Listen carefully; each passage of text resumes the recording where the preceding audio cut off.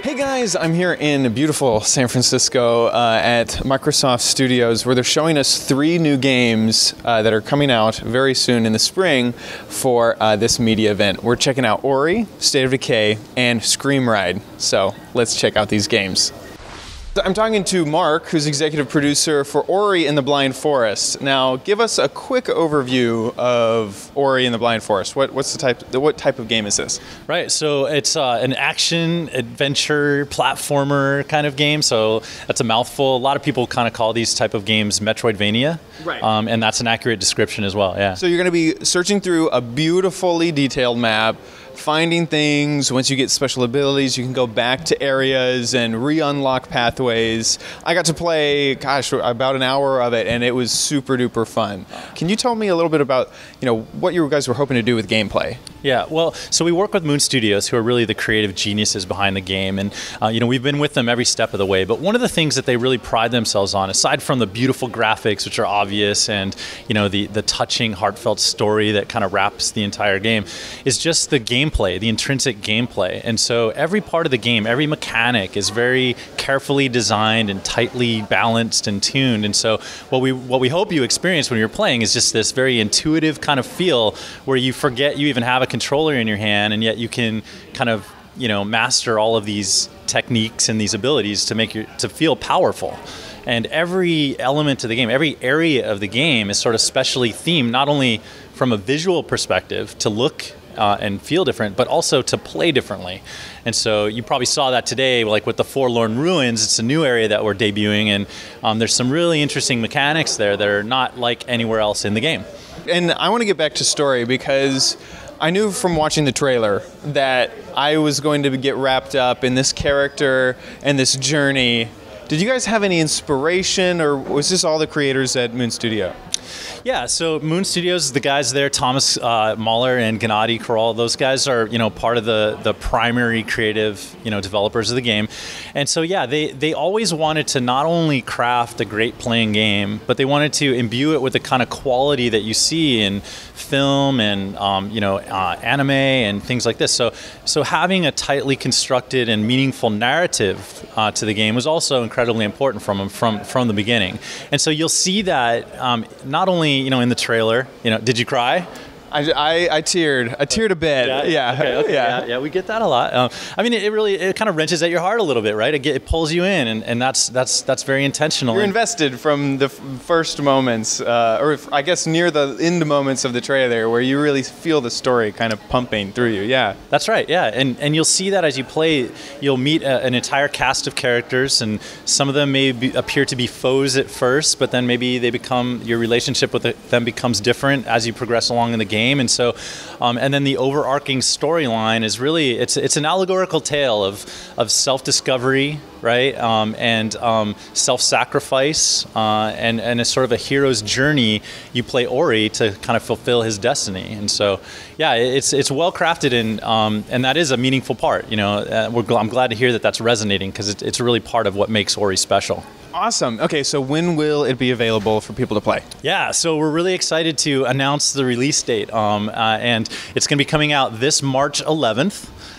So not too long away. The team is really cranking away back at their studios and trying to put the final finishing, balancing, polishing touches on it to make sure the game is perfect.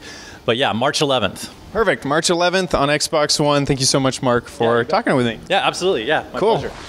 Okay, so we're here with Jeff, who is the founder of Undead Labs and executive producer of State of Decay. I'm super excited to talk to you because I love the zombie survival genre. Cool. Give people a little bit of a rundown what State of Decay is all about.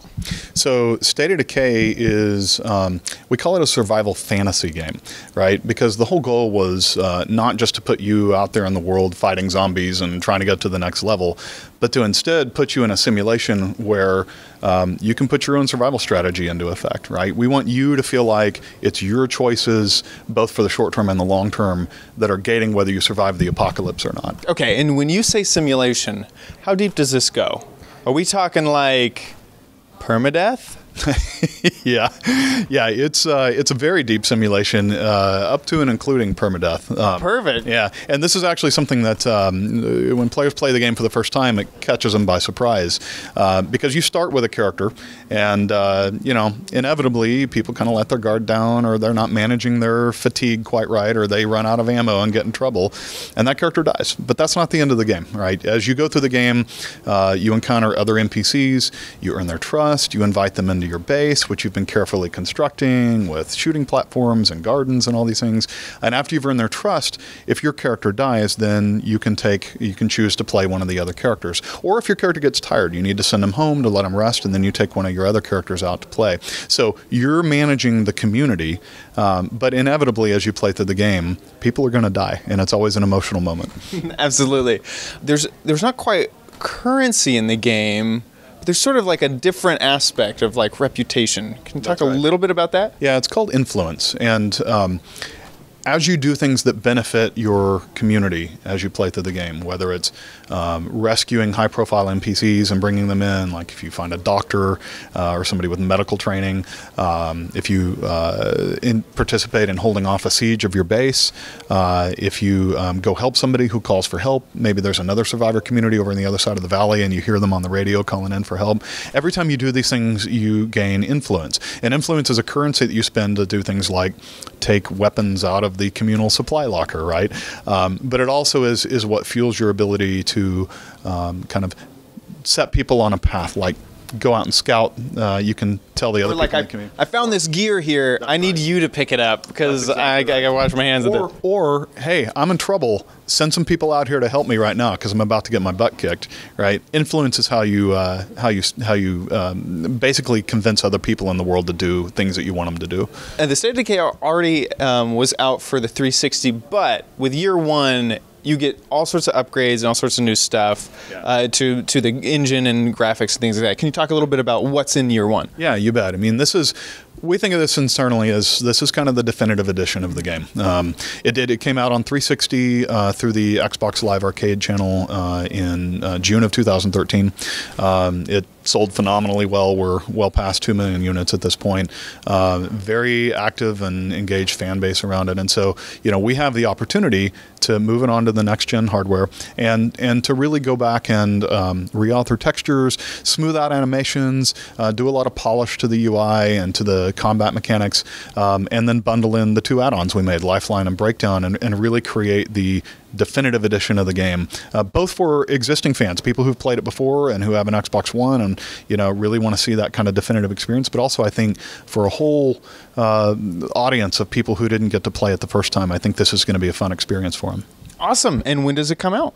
It comes out April 28th. Great. Get it on Xbox One. Hey, I'm here with York, and we are talking about Screamride, which it's like a lot of things in one. It's almost an arcade sort of racer on rails, but then also engineering, also destruction. Tell me a little bit about it. So it's the spiritual successor of the old Roller Coaster Tycoon games, and we're working with the best company in the world on this, Frontier. They made Roller Coaster Tycoon 3 and Thrillville and every single meaningful roller coaster game in the last 10 years. And we said, how do we reinvent this genre? And the first thing we did is we actually talked to the audience, that was the genre fans, and they said, what do you guys want? And they're like, well, we want to create, we want to build our own coasters and our own worlds and our own levels. We want to ride them and ride them to the brink and have fun doing that. And then we want to blow stuff up. Because even in Roller Coaster 3, that's what people did. Like, peep torture was one of those things back in the day. And we're like, let's go all in. So we created a separate mode for each one of those. Awesome. Everything's destructible. Yes. And tell us a little bit about that. Like, basically, people love to create, but honestly, it's just like when you played with Legos a long time ago. You also like to destroy it. And the whole building, it was like what type of technology is that? Custom new physics system specifically for this game. Like we wanted to create something that has never been seen before, destruction in real time that has never been done. And Frontier wrote an awesome physics engine, has an awesome physics engine, wrote that specifically. It was a major effort, but it was well worth it because stuff blows up awesome. Perfect. And during Frontier is basically the name when it comes to roller coaster building. You guys had a few separate pieces where you could just kind of free choose, and then you had specific pieces that you could add on and create loops and things like that. Do you guys feel like this is a much more fluid system for roller coaster building? Oh, for sure. I mean, we looked at every creation game really over the last, I don't know, 10 years, and we said we need to keep this simple yet powerful. So we enable you to make whatever you want. You can make your own loops if you want. It's a spline editor. It's super easy to control. But sometimes you want to just make some awesome, like, large levels, and you don't want to micromanage every little thing. So we basically give you some presets of, like, pieces we know were fun or they're famous in real coasters in the real world. So that's what we did. Of course, now with the Xbox One, you can share a lot better. So what are all the things you can share? What are you guys hoping people will share for the game? Everything. So basically, you can build just about anything. It's like Lego pieces in the what we call sandbox mode. You can build buildings, you can build islands, you can build your own levels, your own coasters. You can, for the first time ever, you can build what we call amusement rides. So these are the flat rides with like little swingers and stuff like that. So you can build those too, and you can build your own missions. So you can basically set up everything, and then you have almost all the tools that the entire game we're shipping is built in the editor that we're shipping with the game.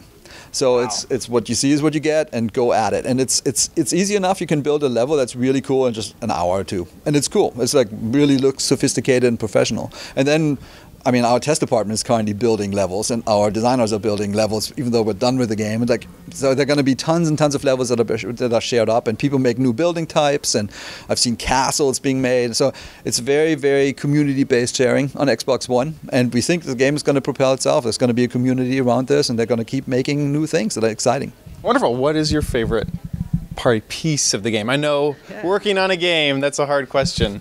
But do you have something that you're just really hoping that people grab onto and have a lot of fun with? I'm a big fan of the destruction mode myself. So I'm like, yeah, because I've never been able to do it before. It's one of those things, and it's super tactical. Like you have at some point you have 5 different cabin types. You really have to think about the level and what are all the problems. And it's a puzzle, yet it's actually puzzling, and it's like nothing you've ever played before. So. That's it. Wonderful. Wonderful. And when will it be available? March 3rd. March 3rd. Wonderful. On Xbox One. Thank you so much for talking with me. On Xbox 360 as well, actually. Oh, Xbox 360 as well. That's right. Make sure you check it out. Thank you so much. Thank you.